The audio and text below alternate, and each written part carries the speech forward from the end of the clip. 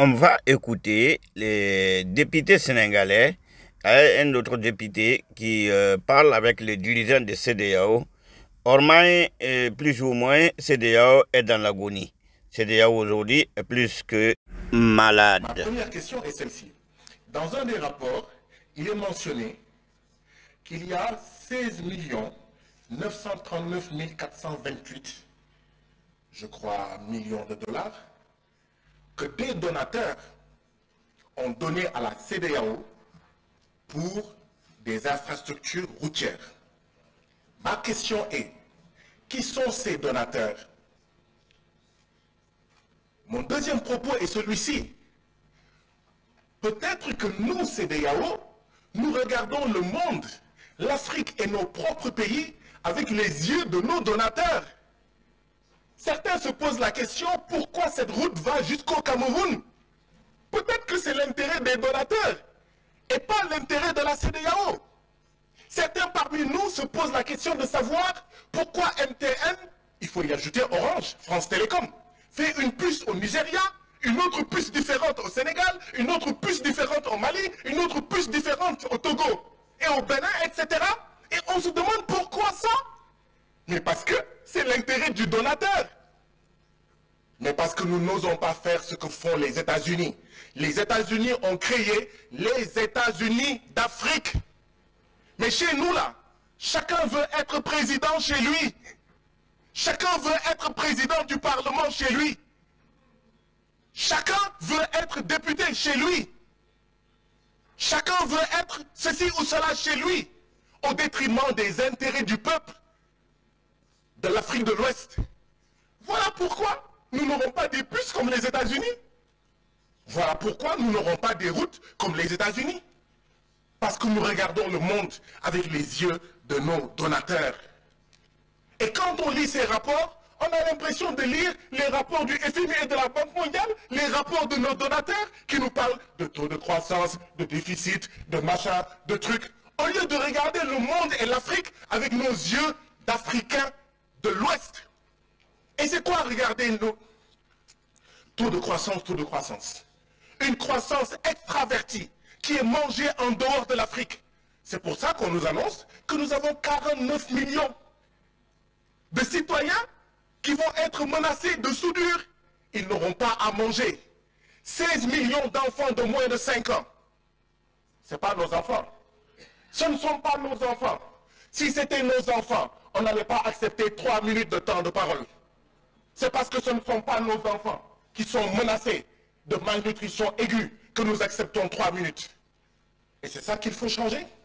Thomas Sankara disait, si le Burkina Faso refuse seul de payer la dette, à la prochaine conférence de l'OUA, je ne serai pas là. Mais si cette CEDEAO-là ne change pas fondamentalement, à la 7e législature, il n'y aura plus de parlement de la CEDEAO. Il y a des ruptures à opérer. Aujourd'hui, ce qu'on devait dire, c'est la CEDEAO, quel pourcentage de sa population arrive-t-elle à nourrir? Et quel est l'autre pourcentage qui vient de l'extérieur de la CEDEAO? Et d'ici les 5 ans, comment on fait pour régler ça? D'ici les 10 ans, comment on fait pour régler ça? Au Sénégal, on importe pour 200 à 300 milliards de francs CFA de blé par an. Combien au Mali? Combien au Togo? Combien en Gambie? Combien en Guinée et au Cap-Vert? On parle de sécurité alimentaire, mais il faut aller vers la souveraineté alimentaire. Parce que la sécurité alimentaire, c'est quoi? L'essentiel, c'est que nos populations mangent, peu importe si ce qu'ils mangent vient de la France, vient des États-Unis, de la Chine ou de la Russie. On reste dépendant. Or, la CEDEAO doit aller vers la souveraineté. Et c'est ça que la jeunesse africaine hurle et crie. Et nous, nous restons sourds à cette jeunesse. Nous restons sourds à ces femmes. Nous restons sourds à nos peuples. Si nous continuons à rester sourds, il n'y aura pas de 7e législature. Cette 6e législature risque d'être la dernière, je ne le souhaite pas, de la CEDEAO. Il faut changer ces rapports. Il y a des rapports qui sont coupés, on ne voit pas la fin des phrases, on ne voit pas la partie droite. Il faut les changer.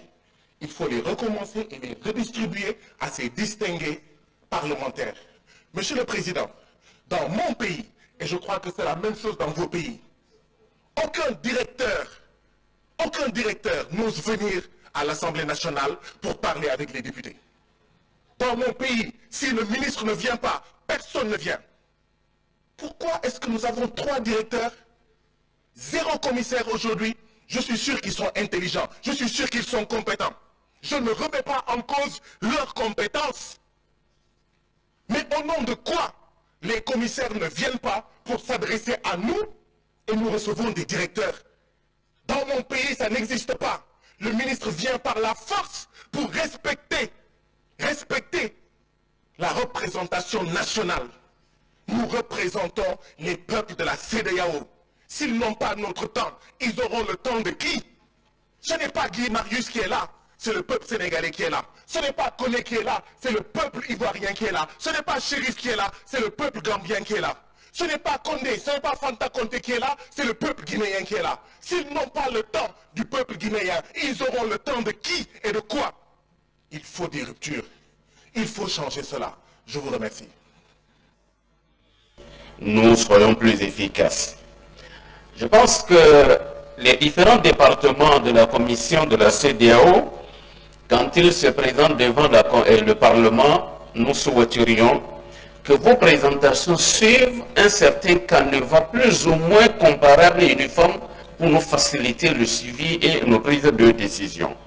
Je souhaiterais à chaque fois qu'il y ait un rappel des dispositions du traité révisé et des protocoles additionnels relatifs à chaque département.